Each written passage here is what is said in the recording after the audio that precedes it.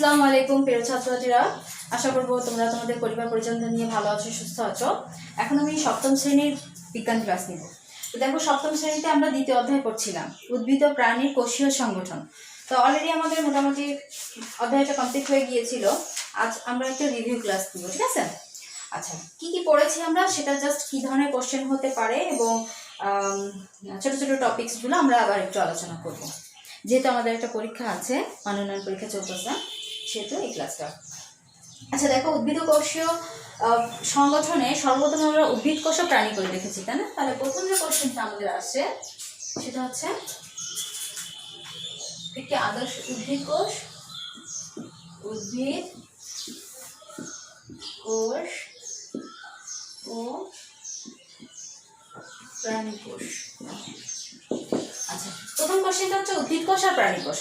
এখন উদ্ভিদ কোষ আর প্রাণী কোষ কাকে বলে সেটা আমরা পড়েছি। তারপরে উদ্ভিদ কোষে জড়কোষ প্রাচীর থাকে, প্রাণী কোষে জড়কোষ প্রাচীর থাকে না। উদ্ভিদ কোষে বড় ভ্যাকুল থাকে, একটা মাত্র বড় ভ্যাকুল থাকে। প্রাণী কোষে ছোট ছোট অনেকগুলো ভ্যাকুল থাকে। উদ্ভিদ কোষে প্লাস্টিক নামে বর্ণকণিকা থাকে, যেটা প্রাণী কোষে থাকে না। এটাই মূল পার্থক্য ছিল। তাহলে উদ্ভিদ কোষ এর চিহ্নিত চিত্র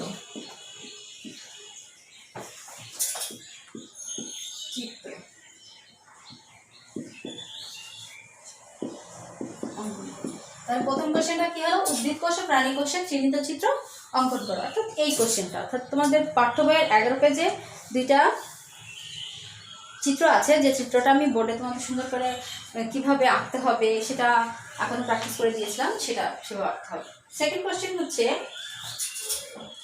উদ্ভিদ কোষ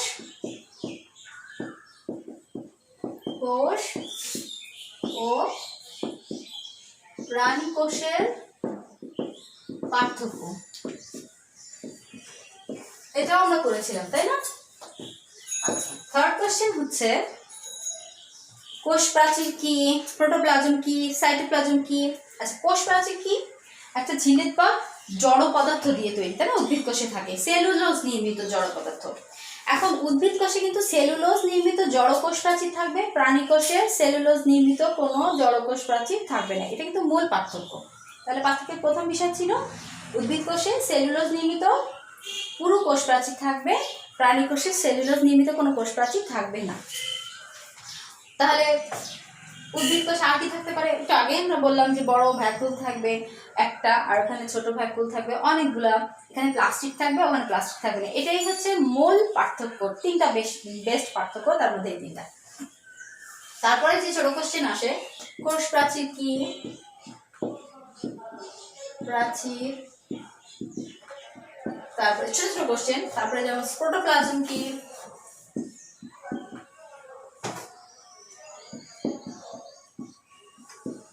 আচ্ছা কোষ প্রাচীর তো আমরা জানলাম। এবার প্রোটোপ্লাজম কি? প্রোটোপ্লাজম হচ্ছে নিউক্লিওপ্লাজম এবং সাইটোপ্লাজমের সংযোগে যে ঝিল্লিপথ আবরণী তৈরি হয় সেটা হচ্ছে প্রোটোপ্লাজম। অর্থাৎ প্রোটোপ্লাজম হচ্ছে অর্ধতরল জেলির মতো আঠালো দানাদার বর্ণহীন সজীব অংশ, ঠিক আছে?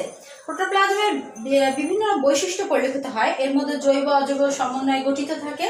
প্রোটোপ্লাজমের পানির পরিমাণ হচ্ছে 67 থেকে 90%। এখন প্রোটোপ্লাজমকে দুই ভাগে ভাগ করা যাবে, একটা হচ্ছে সাইটোপ্লাজম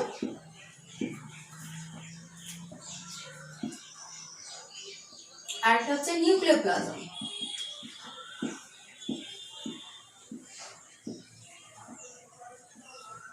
আচ্ছা, এটা কিন্তু কোশ্চেন।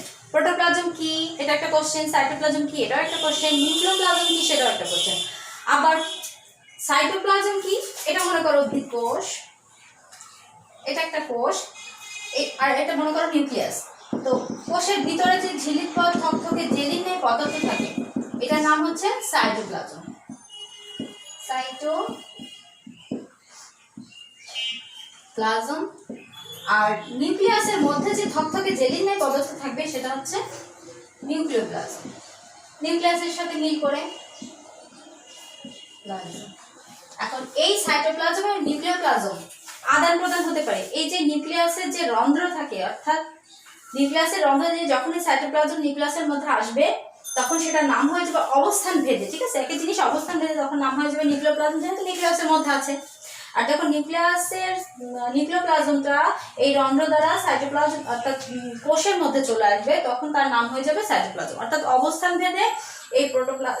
ভেদে এই যে ঝিল্লি বা তরল পদার্থ, জেলি নয় থকথকে পদার্থকে নাম দুই ধরনের হতে পারে, একটা হচ্ছে নিউক্লিওপ্লাজম, একটা সাইটোপ্লাজম।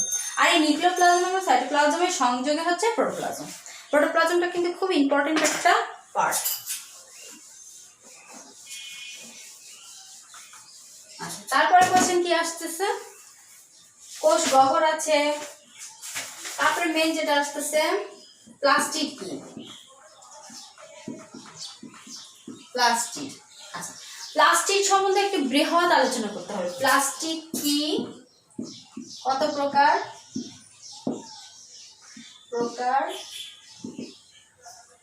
কি কি আলোচনা করো, এই টাইপের কোশ্চেন, ঠিক আছে। অর্থাৎ প্লাস্টিক সম্বন্ধে যা আছে সব করতে হবে। প্লাস্টিক তিন প্রকার, একটা হচ্ছে ক্লোরোপ্লাস্ট, একটা হচ্ছে ক্রোমোপ্লাস্ট, আর একটা হচ্ছে লিউকোপ্লাস্ট। আমি জিনিসটা দেখাচ্ছি। প্লাস্টিক তিন ধরনের, এক হচ্ছে ক্লোরোপ্লাস্ট, দুই হচ্ছে ক্রোমোপ্লাস্ট,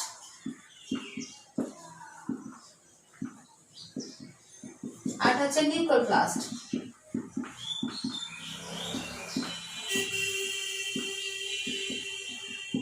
ক্লোরোপ্লাস্ট, ক্রোমোপ্লাস্ট, আর হচ্ছে লিউকোপ্লাস্ট। আচ্ছা, ক্লোরোপ্লাস্ট কি, ক্লোরো মানে সবুজ, ঠিক আছে।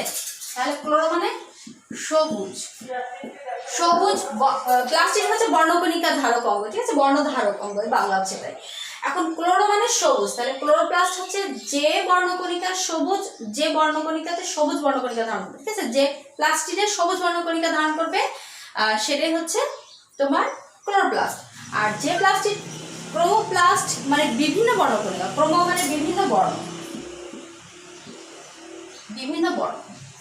বিভিন্ন বর্ণকণিকা ধারণকারী অঙ্গাণুকে ক্রোমোপ্লাস্ট বলছে। আছে লিউকো মানে নাই, বর্ণহীন,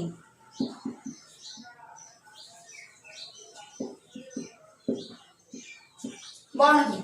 আচ্ছা, লিউকো মানে বর্ণহীন, তাহলে বর্ণহীন যে প্লাস্টিক থাকে সেটা হচ্ছে লিউকোপ্লাস্ট। তাহলে মোটামুটি আমরা কাকে বলে, কত প্রকার বুঝলাম। এরপরে যে কোশ্চেন আসছে খুব ইম্পর্টেন্ট, সেটা হচ্ছে মাইটোকন্ড্রিয়া।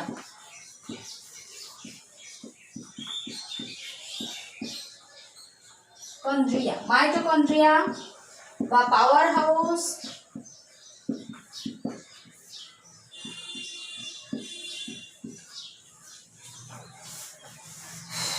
এখানে কি বলছে, পাওয়ার হাউস কি বলছে, পাওয়ার হাউস বলছে, তাহলে লিখলাম না পাওয়ার হাউস। আর হচ্ছে শক্তি ঘর,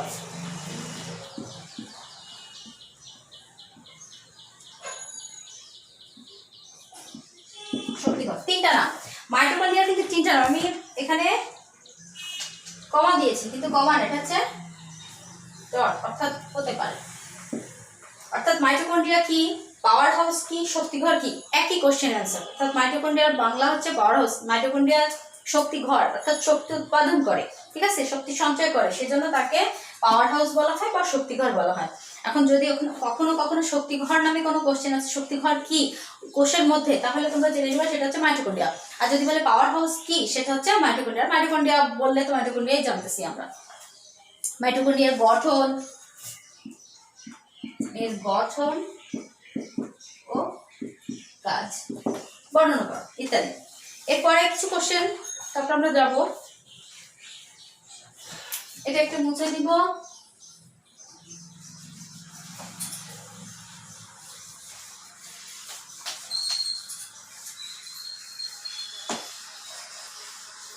ডিটেইলস কিছু আজকে আলোচনা করবো না, জাস্ট হিন্টস গুলো আমরা যা যা করেছি, ঠিক আছে, সেটা কি ধরনের কোশ্চেন হতে পারে এবং কি কি ইম্পর্টেন্ট সেটা একটু দেখবো, জাস্ট রিভিউ ক্লাস। আচ্ছা, এরপরে হচ্ছে যে কোশ্চেন আছে সেটা হচ্ছে তোমার সেন্ট্রিওল কি। আচ্ছা, নিউক্লিয়াস দেখো,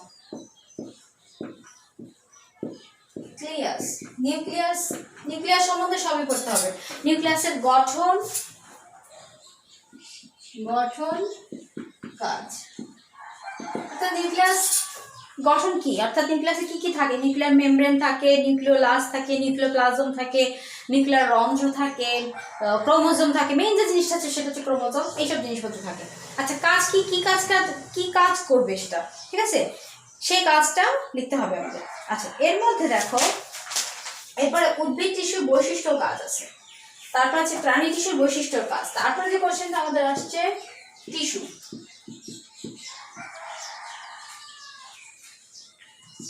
টিস্যু, তাই তো? আচ্ছা, টিস্যু কয় প্রকার, টিস্যু কাকে বলে? তারপর আসছে টিস্যু কয় প্রকার। টিস্যু দুই প্রকার, একটা উদ্ভিদ টিস্যু,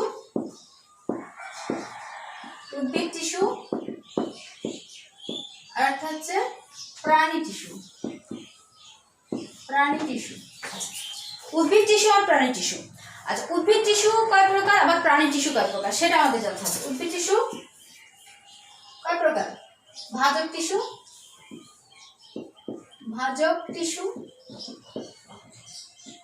আর একটা হচ্ছে স্থায়ী টিস্যু, দুই প্রকার। আচ্ছা, প্রাণী টিস্যু কয় প্রকার? চার প্রকার। তো এটা একটু নাম দিই, তাই তো, তাহলে আমাদের সুবিধা হবে। এটা এ, এটা হচ্ছে বি, এটার নাম হচ্ছে ছোট হাতের বি, তাহলে এটা ছোট হাতের এ, এটা ছোট হাতের বি, সি, এটা ডি। আচ্ছা, তাহলে বুঝতে সুবিধা হবে। আচ্ছা, একটা হচ্ছে আবরণী টিস্যু, আমি শুধু ডিটেলস আলোচনা করেছি, জাস্ট একটা হিন্ট দিচ্ছি। আবরণী টিস্যু, তারপর হচ্ছে পেশি, যেভাবে আছে সেভাবে লিখবো। যোজক টিস্যু, তারপরে পেশি টিস্যু, তারপর হচ্ছে স্নায়ু টিস্যু। আচ্ছা, আবরণ টিস্যু, যোজক টিস্যু, পেশি টিস্যু আর স্নায়ু টিস্যু। আচ্ছা, একটু ছোট করে আলোচনা করি। ভাজক টিস্যু কি? বিভাজনে সক্ষম যে টিস্যুটা। উদ্ভিদ টিস্যু হচ্ছে উদ্ভিদ, আমরা তো একটু আগে জানলাম যে উদ্ভিদ কোষ ও প্রাণী কোষের ডিফারেন্সটা দেখেছি। তো উদ্ভিদ টিস্যুকে দুভাগে ভাগ করা যায়, একটা হচ্ছে ভাজক টিস্যু আর একটা স্থায়ী টিস্যু। ভাজক টিস্যু বলতে যে টিস্যুকে বিভাজনে সক্ষম, অর্থাৎ যে টিস্যু বিভাজিত হতে পারে, বারংবার বিভাজিত হতে পারে, একটা কোষ থেকে আরেকটা কোষে সৃষ্টি করতে পারে খুব দ্রুত গতিতে, সেটা হচ্ছে ভাজক টিস্যু। স্থায়ী টিস্যু হচ্ছে যে টিস্যুর বিভাজনে অক্ষম, ঠিক আছে, সেটা হচ্ছে স্থায়ী টিস্যু। ভাজক টিস্যু তোমার কি করবে? দেহ গঠনের সহায়তা করে, উদ্ভিদের বদ্ধিঞ্চ অঞ্চলে দৈর্ঘ্য প্রস্থ বৃদ্ধি করে, ঠিক আছে। আর স্থায়ী টিস্যু কি করবে? এটা হচ্ছে উদ্ভিদের কাণ্ড, মূলে, তারপরে পাতার অগ্রভাগে থাকে ভাজক টিস্যু। আর স্থায়ী টিস্যু হচ্ছে কি করে? প্রথমত খাদ্য সঞ্চয় করে রাখে, খাদ্য প্রস্তুত করে, দৃঢ়তা প্রদান করে, দেহ গঠন করে, এগুলা। আচ্ছা, প্রাণী টিস্যু কয়টা ভাগে ভাগ করা আছে? চারটা ভাগে ভাগ করা আছে। আবরণ টিস্যু, যোজক টিস্যু, পেশি টিস্যু, স্নায়ু টিস্যু। আবরণ টিস্যু দেহের আবরণ তৈরি করবে, ঠিক আছে, অর্থাৎ দেহের ত্বক তৈরি করবে। তারপরে এর মধ্যে ত্বক শুধু না, দেখা যাচ্ছে স্টোমাকের উপরে যে পোর্শনটা, অন্ত্রের বিভিন্ন পাচকোষের যে উপরে পোর্শনটা, সেটা আবরণ টিস্যু দ্বারা তৈরি।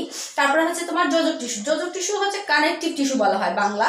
এটা হচ্ছে তোমার এই টিস্যু প্রাণীদেহে বিভিন্ন অঙ্গের মাধ্যমে সংযোগ সাধন করে, মানে একটা অঙ্গের সাথে আরেকটা অঙ্গ, যোজক টিস্যু সংযোগ সাধন, যোজক মানে যোগ করে দেয়, ঠিক আছে, একটা অঙ্গের সাথে আরেকটা অঙ্গের সংযোগ করে দেবে। যেমন এটা হতে পারে কঠিন, হতে পারে তরল, হতে পারে মেদময় অর্থাৎ তন্তুময় হতে পারে।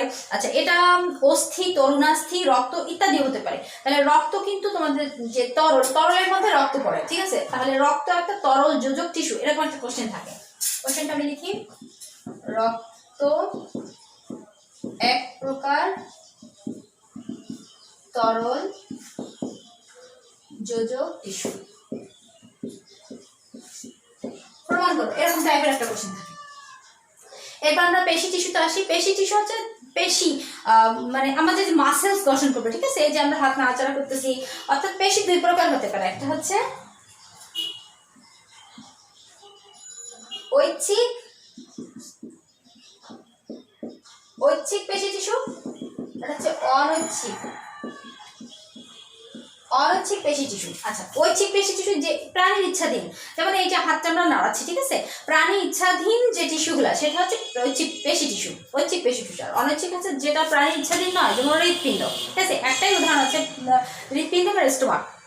আচ্ছা, হৃৎপিণ্ড হচ্ছে তোমার প্রাণীর ইচ্ছাধীন নয়, অর্থাৎ এটা সৃষ্টির শুরু থেকে যেমন বিট দেওয়া হয়েছে, ঠিক প্রাণীর একটা নির্দিষ্ট পোর্শনে যে যখন প্রাণী মৃত্যুবরণ করবে, ঠিক তার পূর্ব মুহূর্ত পর্যন্ত ঠিক একই বিটে চলতে থাকবে, বা কম বেশি হতে পারে, কিন্তু এটা প্রাণীর ইচ্ছাধীন নয়, ঠিক আছে, এটা সৃষ্টি করার ইচ্ছাধীন, অর্থাৎ প্রাণী এটা নিয়ন্ত্রণ করতে পারতেছে না, সেটাই হচ্ছে অনৈচ্ছিক পেশি। আচ্ছা, এরপরে আসতেছে একটা বাকি থেকে স্নায়ু টিস্যু, যেটা নার্ভ টিস্যু বলা হয়। নার্ভাস সিস্টেম, দেহের নার্ভাস সিস্টেম, এটা আমরা একটু সুন্দর করে আলোচনা করেছিলাম। এটি স্নায়ু কোষের গঠন আলোচনা করেছিলাম। স্নায়ু কোষকে 3টা ভাগে ভাগ করা হয়। স্নায়ু কোষের একক হচ্ছে নিউরন। তো স্নায়ু কোষের 3টা ভাগের মধ্যে আছে কোষ দেহ আছে, ডেনড্রন আছে, অ্যাক্সন আছে। তো কে কিভাবে জাল আকৃতি তৈরি করে সমস্ত বডিতে সার্কেল করছে, এবং এর কেন্দ্রস্থান হচ্ছে তোমার পিটুইটারি অর্থাৎ মস্তিষ্ক। মস্তিষ্ক হচ্ছে স্নায়ুতন্ত্রের মূল কেন্দ্র অর্থাৎ হেডকোয়ার্টার যেটা। আচ্ছা, এখন স্নায়ু টিস্যু মূলত কিভাবে বুঝবো? ধরো তোমাকে একটা মশা কামড় দিল বা কোনো কীটপতঙ্গ যদি তোমাকে টাচ করলো, তাহলে কি হবে? তুমি একটা অনুভূতি তৈরি করতেছো। সেই অনুভূতিকে ধরো হাতে যদি তোমাকে টাচ করা হয়, তাহলে সেই টাচটা তুমি তোমার মস্তিষ্কে তোমাকে বলছে যে অমুক জায়গায় তোমাকে মশা কামড়িয়েছে বা কিছু। এই যে অনুভূতিটা কিভাবে পাস হচ্ছে, এটা হচ্ছে স্নায়ু টিস্যুর মাধ্যমে সমস্ত অঙ্গ প্রত্যঙ্গে আমাদের প্রবাহিত হয়। আচ্ছা, মূলত গেল টিস্যু গেল। এরপর আমরা যে পোর্শনে আসবো, এরপরে তো শেষ মোটামুটি, বই আর কিছু আছে নাই। এরপর আমরা কিছু আলোচনা করব। এতে আমরা যে শিখলাম এই জিনিসগুলাই আর কি। দেখো, জীবদের গঠন ও কার্যকর এককের নাম কোষ। তারপরে আচ্ছা, স্নায়ু টিস্যুর এখানে কিছু কোশ্চেন আছে, এগুলো লিখি আমরা। আচ্ছা, এখানে আরো কিছু কোশ্চেন বাকি থেকে যায়। পেশি টিস্যু, অনিচ্ছিক পেশি, হৃৎপিণ্ড এক প্রকার অনিচ্ছিক টিস্যু। হৃদ পেশি এক প্রকার অনিচ্ছিক পেশি।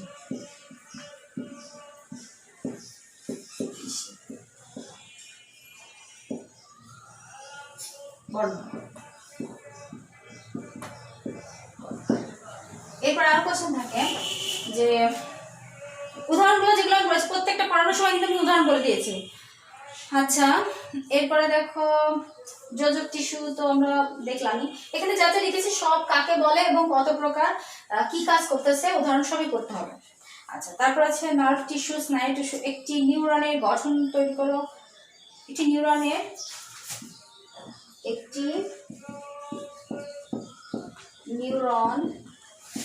এর চিহ্নিত চিত্র অঙ্কন করো। আর আরেকটা কোশ্চেন হতে পারে, স্নায়ু কোষের একক কি? স্নায়ু কোষের একক কি? নিউরন। ঠিক আছে, আচ্ছা, এটা হচ্ছে স্নায়ু কোষের একক হচ্ছে নিউরন। আচ্ছা, এরপরে যে কোশ্চেন আসতেছে সেটা হচ্ছে, এর আমরা যে শিখলাম এই কথাগুলো। দেখো, আমি প্রত্যেকটা জিনিস একটু কমপ্লেন করতেছি, এক্সপ্লেন করে দেখাচ্ছি তোমাদের। জীবদেহের গঠন ও কার্যকর এককের নাম কোষ। তাহলে কোষ কাকে বলে? আমি সর্বপ্রথম যে কোশ্চেনটা লিখেছিলাম, কোষ কাকে বলে। ঠিক আছে, কোষের অ্যান্সার আমরা পেয়ে গেলাম। আচ্ছা, রবার্ট হুক সর্বপ্রথম কোষ আবিষ্কার করেন। তাহলে কোষ আবিষ্কারক কে? রবার্ট হুক, বিজ্ঞানী রবার্ট হুক। আচ্ছা, কোষ মধ্যস্থ সম্পূর্ণ সজীব অংশকে প্রোটোপ্লাজম বলে। তো প্রোটোপ্লাজম সম্বন্ধে তো আজকেও আলোচনা করলাম, গতদিনও আলোচনা করেছি। প্রোটোপ্লাজম থকথকে জেলির ন্যায় স্বচ্ছ সজীব আবরণ যেটা, সেটা হচ্ছে প্রোটোপ্লাজম। প্রোটোপ্লাজম কয় ভাগে ভাগ করা হয়? সাইটোপ্লাজম, নিউক্লিওপ্লাজম ইত্যাদি। এরপর আছে সাইটোপ্লাজমের মধ্যে অবস্থিত সজীব অঙ্গাণুর মধ্যে কি কি আছে? নিউক্লিয়াস আছে, প্লাস্টিড আছে, মাইটোকন্ড্রিয়া আছে, গলজি বস্তু আছে, সেন্ট্রিওল আছে। মোটামুটি সবগুলোই আমরা লিখেছি এবং কাকে বলে গঠন সম্বন্ধে পড়বো বা পড়েছি। এরপর আসছে প্লাস্টিড। প্লাস্টিড কত প্রকার? 3 প্রকার। প্লাস্টিড কাকে বলে? একটা হচ্ছে ক্লোরোপ্লাস্টিড, ক্রোমোপ্লাস্টিড, লিউকোপ্লাস্টিড। ক্লোরোপ্লাস্ট, লিউকোপ্লাস্ট, আর আমি লিখেছিলাম হচ্ছে ক্রোমোপ্লাস্ট। 3 প্লাস্ট দিয়ে লিখছি। প্লাস্ট আর প্লাস্টিক একই কথা। ঠিক আছে, ভয় কিছু নেই যে টিচার প্লাস্ট লিখলে ভুল হবে, প্লাস্টিক লিখলে ভুল হবে না, না কোনো সমস্যা নেই। তোমাদের বইয়ে যেহেতু প্লাস্টিক বলা হচ্ছে, তো প্লাস্টিক লিখলে ভালো হয়।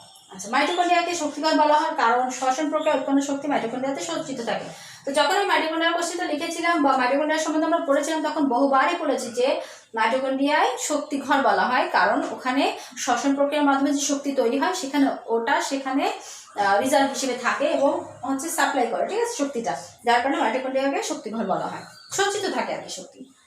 উৎপত্তির দিক থেকে সম আকৃতি ভিন্ন আকৃতির কোষগুলো যদি দলগতভাবে একই ধরনের কাজ করে, তখন সেই দলবদ্ধ কোষগুচ্ছকে টিস্যু বলে। তো টিস্যু কাকে বলে আমরা সর্বপ্রথম লিখেছিলাম যে টিস্যু কাকে বলে। ঠিক আছে, এখানে টিস্যু মানে টিস্যু কাকে বলে, যেহেতু কোশ্চেন দেওয়া আছে এখানে সাথে জিজ্ঞাসাবোধক চিহ্ন দিয়ে নিতে হবে। ঠিক আছে, এরপরে যেটা টিস্যু কত প্রকার, স্থায়ী টিস্যু, ভাজ্য টিস্যু, উদ্ভিদ টিস্যু আর প্রাণী টিস্যু। মূলত টিস্যু কিন্তু দুই প্রকার, একটা উদ্ভিদ আর প্রাণী। এখন উদ্ভিদ টিস্যুকে কয় ভাগে ভাগ করা হয়েছে? ভাজ্য টিস্যু আর স্থায়ী টিস্যু ভাগ করা হয়েছে।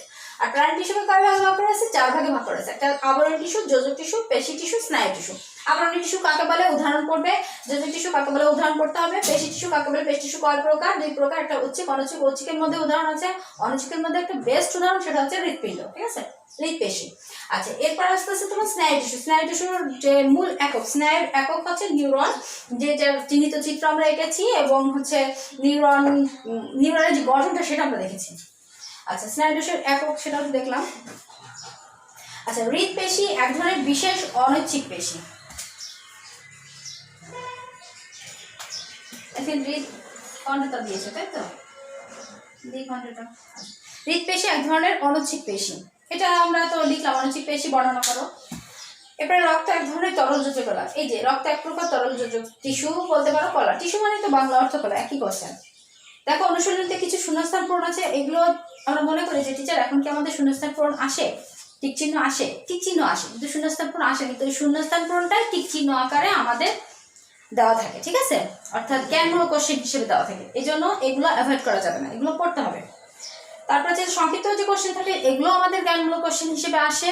তারপরে তোমাদের যে কোশ্চেনের ধারা, আমি আজকে একটু কোশ্চেনের ধারাটা দিব, যেটুকু টাইম আছে। এটা একটু স্ক্রিনশট দাও এবং কন্টিনিউ করো।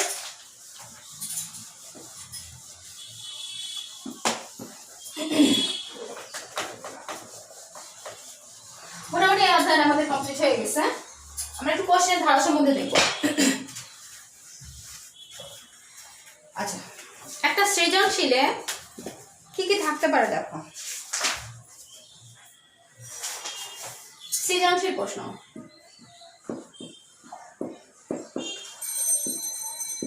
সৃজনশীল প্রশ্ন। আচ্ছা, সৃজনশীল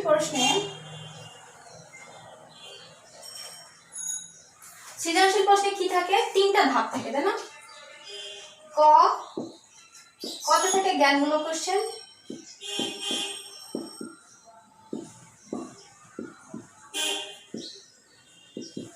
ঠিক আছে।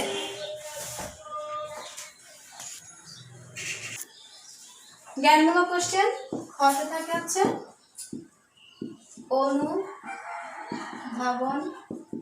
প্রশ্ন, গতে থাকে হচ্ছে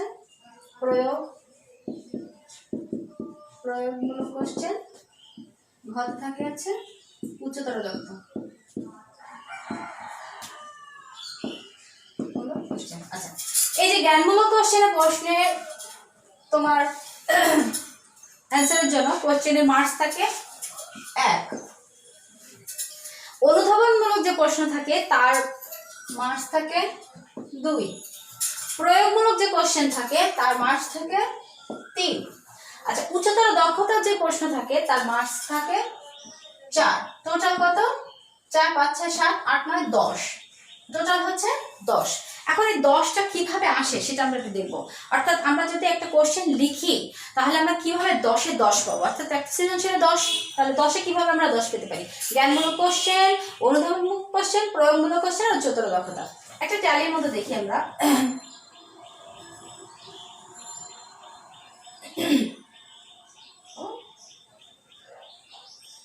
আচ্ছা, 1 মিনিট প্লিজ, খেয়াল করো। যদি একটা ট্যালির মতো আমরা দেখি, মনে করি একটা ট্যালি, এটা একটা রো, এটা একটা রো, এটা একটা রো,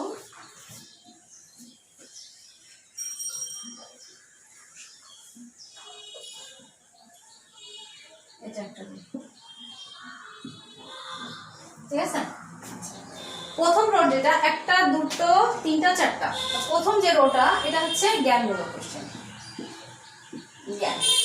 তো জ্ঞানমূলক কোশ্চেনের জন্য 1, তার মানে তোমার বইয়ে হুবহু কিন্তু জ্ঞানমূলক কোশ্চেন থাকে, অর্থাৎ সংজ্ঞা, অর্থাৎ কাকে বলে। তাহলে যখন জ্ঞানমূলক কোশ্চেন তুমি লিখতেছো হুবহু লিখলে তুমি 1-এ 1 পেয়ে যাচ্ছ। এখানে কত মার্কস? 1-এ 1। যদি জ্ঞানমূলক কোশ্চেন অ্যান্সার করো তাহলে 1-এ 1 পাচ্ছ।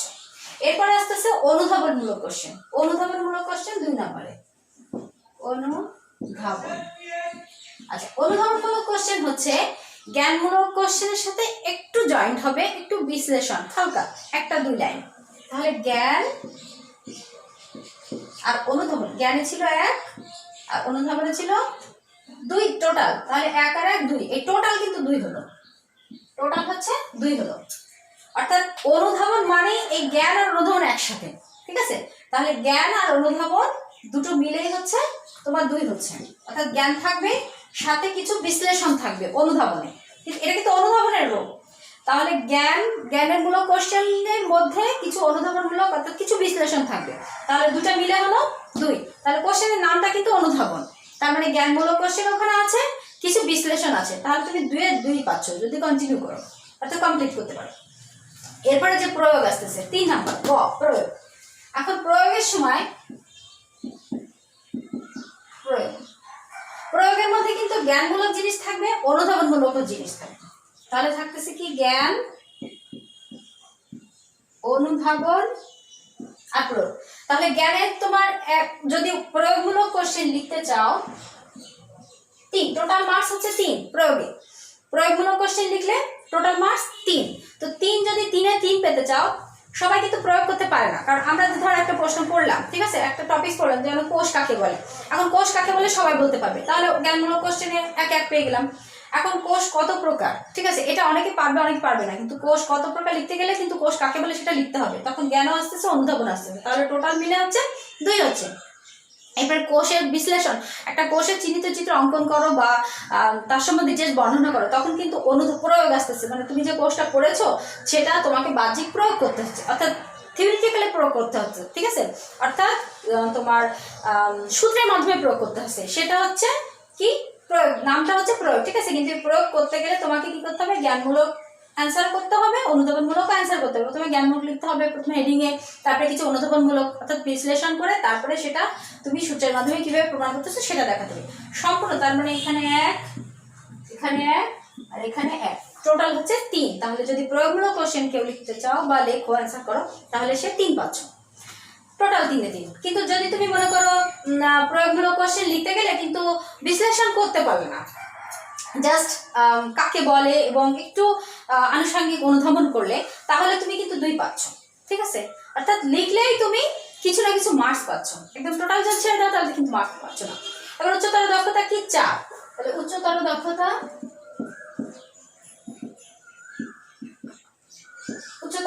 হচ্ছে 4, টোটাল 4 মার্কস।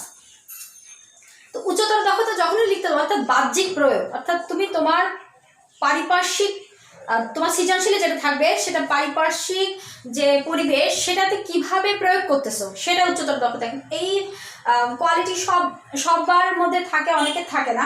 অর্থাৎ যদি উচ্চতর দক্ষতা লিখতে চাও অর্থাৎ ঘনমা লিখতে চাও, তাহলে তোমাকে কি কি আনতে হবে, জ্ঞানের জিনিসটা আনতে হবে, অনুধাবনের জিনিস আনতে হবে, প্রয়োগ আনতে হবে, তারপরে দক্ষতা প্রমাণ করতে হবে। তাহলে টোটাল কি আসতেছে, জ্ঞান আসতেছে, অনুধাবন আসতেছে, প্রয়োগ আসতেছে। অর্থাৎ ওই কোশ্চেনটা উচ্চতর দক্ষতার কোশ্চেনটা লিখতে গেলে তোমাকে প্রথমে জ্ঞানমূলক কোশ্চেনের উত্তর করতে হচ্ছে, ওই উচ্চতর দক্ষতার কোশ্চেনে তারপর অনুধাবন করতে হচ্ছে, তারপর হচ্ছে প্রয়োগ করতে হচ্ছে, তারপরে উচ্চতর দক্ষতার বাহ্যিকভাবে প্রয়োগ করতে হচ্ছে, ঠিক আছে। তাহলে টোটাল তুমি 4 পাচ্ছ। তাহলে এখানে হচ্ছে 1, এখানে 1, এখানে 1 আর টোটাল হচ্ছে 1, টোটাল 4। এখন মনে করো খুব ইজিলি তুমি 10-এ 10 পাচ্ছ, যদি এটা অ্যান্সার করতে পারো তাহলে 1-এ 1 পাচ্ছ, যদি এটা টোটাল ভাবে অ্যান্সার করতে পারো 2 পাচ্ছ। আর এটা যদি সম্পূর্ণরূপে প্রয়োগ করতে নাও পারো, যদি শুধু জ্ঞান আর অনুধাবনটুকু এর মধ্যে লেখো প্রয়োগে, তাহলে তুমি 2 পাচ্ছ। আর যদি জ্ঞান অনুধাবন প্রয়োগ উচ্চতর দক্ষতা, মনে করো উচ্চতর দক্ষতা অনেকে প্রুভ করতে পারলো না, প্রয়োগটাও পারলো না, তাহলে কত 2 থাকতেছে। তাহলে কন্টিনিউ কত হচ্ছে 2 2 4 5 6 7, টোটাল কিন্তু 7 মার্কস হয়ে যাচ্ছে যদি তুমি এগুলা জ্ঞান আর অনুধাবন গুলাই কন্টিনিউ করো, ঠিক আছে। তাহলে জ্ঞানমূলক কোশ্চেন, অনুধাবনমূলক কোশ্চেন, প্রয়োগমূলক কোশ্চেন আর উচ্চতর দক্ষতা 4টা কোশ্চেন যদি তুমি একটা সৃজনশীলে দেখো, তখন তুমি কি করবে, 10-এ যদি ফুল যদি কমপ্লিট করতে পারো 10-এ 10 পাচ্ছ। আর যদি ফুল কমপ্লিট করতে নাও পারো, এই জিনিসটা খেয়াল রাখবে যে জ্ঞান আর অনুধাবনমূলক কোশ্চেন কিন্তু সবগুলোতেই থাকবে, তোমাকে নির্দিষ্ট করে দেওয়া থাকবে না, কিন্তু ওটা কোশ্চেনের মধ্যে হেডিংয়ে চলেই আসে। আচ্ছা, যেমন ভূমিকাতে চলে আসে, ঠিক আছে, ভূমিকাটাই হচ্ছে জ্ঞান আর অনুধাবনমূলক কোশ্চেন, সেটাও যদি কমপ্লিট করতে পারো তাহলে তুমি 7 মার্কস পেয়ে যাচ্ছ। তাহলে খুব ইজিলি একটা সৃজনশীলে 7-8 পাওয়া, ঠিক আছে। আর যদি একটু ভালো করে পড়তে পারো বা ভালো করে বুঝতে পারো তাহলে 10-এ 10 পাচ্ছ। তো এটা আমি দেখার উদ্দেশ্য এটাই যে তোমরা যেন কোশ্চেনটা ভালো করে লেখো এবং খুব সুন্দর করে অ্যান্সার করতে পারো, আর 10-এ 10 পাও সবাই, অর্থাৎ প্রত্যেকটা সৃজনশীলে ভালো মার্কস পাও, এটাই দেখানোর মূল উদ্দেশ্য ছিল। তো মোটামুটি আমাদের একটা পরীক্ষা চলতেছে, তাই তো, মানবনান পরীক্ষা চলতেছে, তো সবাই ভালোভাবে পরীক্ষাটা দাও আর সবাই ভালোভাবে লিখতে পারো, এটা আমি আশা করব। তো আজ এই পর্যন্ত থাক, নেক্সট ক্লাসে কিন্তু আমি তৃতীয় অধ্যায় শুরু করবো। মোটামুটি আমাদের প্রথম এবং দ্বিতীয় অধ্যায় কমপ্লিট হয়ে গিয়েছে, দ্বিতীয় অধ্যায় গত দিনই কমপ্লিট হয়েছিল, জাস্ট একটা রিভিউ ক্লাস দিলাম। তৃতীয় অধ্যায় আমরা আগামী দিন শুরু করব। তো সবাই ভালো থাকো, সুস্থ থাকো, বাসায় একটু প্র্যাকটিস করো।